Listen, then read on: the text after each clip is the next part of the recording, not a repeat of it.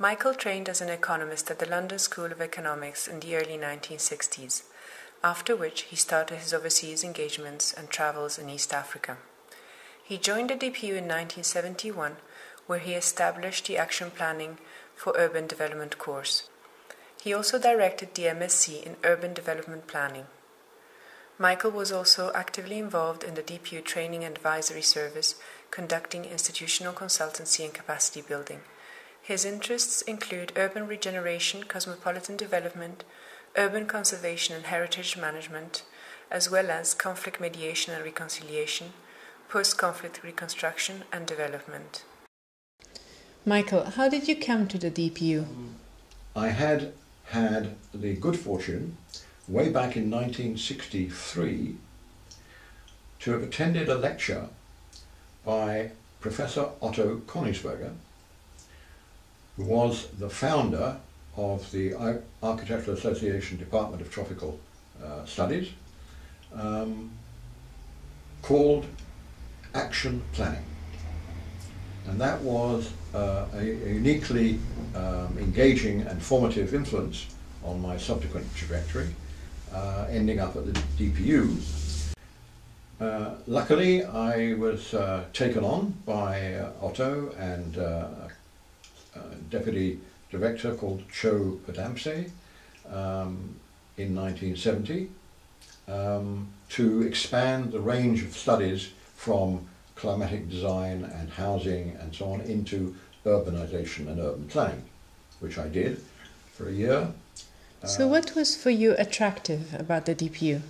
Firstly, one of the great attractions of the DPU was that here was a group of people both thinking about and involved in the practices of planning and urban development, more widely other things around that area,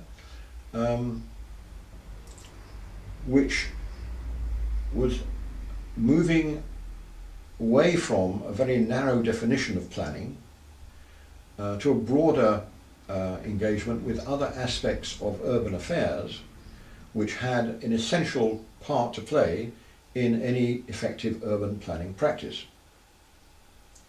They were involved with this tension between theory and practice, between teaching and training, between research and consultancy, and therefore there was a very rich and acute environment in which to play out this sort of concern I had for the question of relationships between planning and its broader context. Can you expand a little more about the concerns you had? My concerns were that at that time several crucial arrangements, if you like, made it very difficult for the possibility of development in the sense of improving people's life chances and opportunities to really improve. There was a very central tension between the work being done in the industry and the circumstances and the context in which the industry itself was functioning, such that the relations were contradictory. It was very difficult to see how all this thinking and theorizing and engagement with ideas and so on would be able to not just be translated into practice, but to be effective in practice. So what exactly did you seek to develop within your teaching and training? The focus of my own particular efforts over the years, which was to develop the theory and practice of urban development planning. Putting together development and planning in an urban context, which for a long time was still a minority enterprise. Most development analysts and development practitioners were involved in other aspects of development: education, health, rural affairs, international trade, bureaucratic organisation, governance and so on. So quite a lot of the time in the first 5, 10, 15 years of my work in the DPU was developing in different kind of ways, different kind of circumstances, in teaching and training, research and consultancy, the applicability of action planning against the background of determined, unchanging orthodoxy that perceived that the problem and solution in urban affairs was the master plan. And I have to say, with great immodesty, that the practice has never been able to overturn the orthodoxy. And the understanding of why this is the case has to do with understanding what I have referred to, as the political economy of planning, which is centrally focused on the governance or governing or exploitation of urban land as a commodity for commercial exploitation. And the spatial organisation of city in order to maximise the advantages of capital and capital accumulation in the context of urban development. Action planning is an attempt, together with urban development planning, of shifting the focus solely from capital accumulation to a broader view of what is properly to be called development. But the power that persists in the hands of those both in public and private sectors in maximising the accumulation of sources from exploitation of urban land and facilities continues to dominate the situation almost everywhere. And the consequence of this is a pattern of urban development, spatial, economic, social, cultural, other developments, which is everywhere and essentially unequal. And there is as yet no effective escape from this contradiction, and therefore the whole development industry and planning industry, which have been expanded very greatly and become much more sophisticated and much more elaborated and so on over the years, is still confined within the terms of this essential contradiction. And that's been one of my major preoccupations in developing my ideas and my teaching and training consultancy in the area of trying to get to grips with this understanding. How would you say urban planning has changed over the years?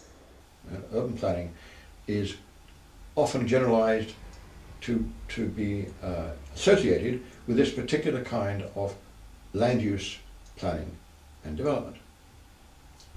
But gradually, over the last 120, 130 years, what has appeared have been a variety of other practices which are also planning practices. So, although my primary concern practically had been with urban development planning, my equal concern has been with the principles and practices and theories and ideas of the political economy of plannings, of which development planning is only one sphere. Right? Social justice issues, and particularly the issues of identity and gender and related matters, have forced themselves onto the agenda of planning, created a distinctive planning practice called gender planning, as well as social planning, and have forced us to recognize more and more acutely this contradiction between global capitalist involvement in development and the actual basic needs of urban dwellers and urban communities and urban migrants in the third world as well as locally here. Before, but mainly in the 1980s, I became increasingly involved in a third area of urban development planning, applied to the circumstances of urban regeneration, urban revitalization, urban cultural conservation, and historical urban area developments. An extension to my interest in social and cultural affairs into questions of human rights, of civilian atrocities, of the failure of state agencies, the failure of the international community, and further along, the crucial issues of reconstruction after physical conflict. I felt so necessarily to be involved with that it virtually changed the whole direction of my thinking and practice and so on from 1995 onwards, and virtually until I retired. Here we have another distinctive requirement for a new plannings. It's not cultural planning. It's not regeneration. It's not social planning and so on. It's something new, right? Or let's say a new combination of those things plus other matters which have to do with peace building and with what is now recognized as the engagement of the international community in humanitarian intervention. Finally, Michael, what would you say are the challenges for urbanization today? The tension between the possibilities and requirements of planning in principle and practice and the outstanding conflict, literary conflict, as well as more generally oppositional situations from the global capitalist system and nationalist and other identity politics involved have so deeply constrained the capacity to be able to actually improve a situation on the ground continues to evolve. You know, and we are far from an effective practice, certainly any effective planning and management practice, which can confront in a transformational sense, not just an improving sense, but in a transformational sense, the realities, the political economy realities that we are involved with, that we're doing. And the more experience I've had, and the more exposure I've had to these situations, the more and more deeply troubling that tension, that contradiction has been. And so I find myself, you know, it's funny to think of it, but I find myself more deeply engaged, more deeply enraged now with this whole situation of work that I've been doing than I was 30 or 40 years ago, you know, and I was pretty damn engaged then.